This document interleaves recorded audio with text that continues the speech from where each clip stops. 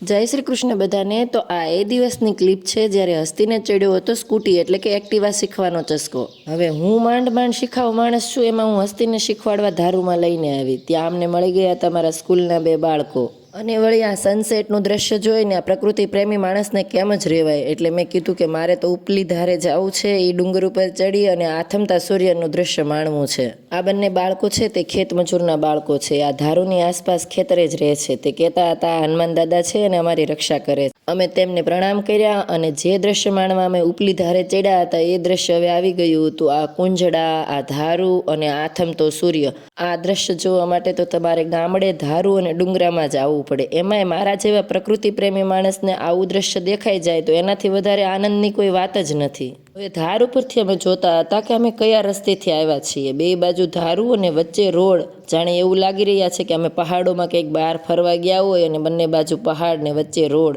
ખરેખર અમે અહીં એક્ટિવા ઊભી રાખી બિલકુલ વર્થ ઇટ હતું। મને આવું સરસ દ્રશ્ય અહીં જોવા મળી ગયું હતું।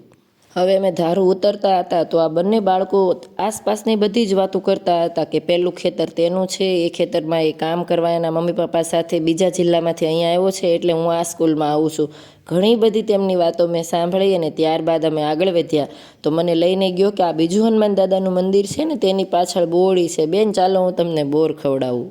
તે બંને બાળકોની ખુશીનો કોઈ પાર નહોતો કે શિક્ષક તેના એરિયામાં આવ્યા છે। હવે તેઓ તાણ કરી રહ્યા હતા કે મારી વાડીએ ચાલો ને ચાલો। મેં પણ તેમને કહ્યું કે પ્રોમિસ આપું છું એકવાર જરૂર આવીશ, પરંતુ અત્યારે દિવસ આથમી ગયો છે એટલે અમારે ઘરે જવું જોઈએ। અને હસ્તીબેન હવે સ્કૂટી શીખી રહ્યા છે ધીરે ધીરે। હવે જોઈએ કે આ સંઘ દ્વારકા પહોંચશે કે નહીં। આ છોડવો શેનો છે તે તમે જણાવજો।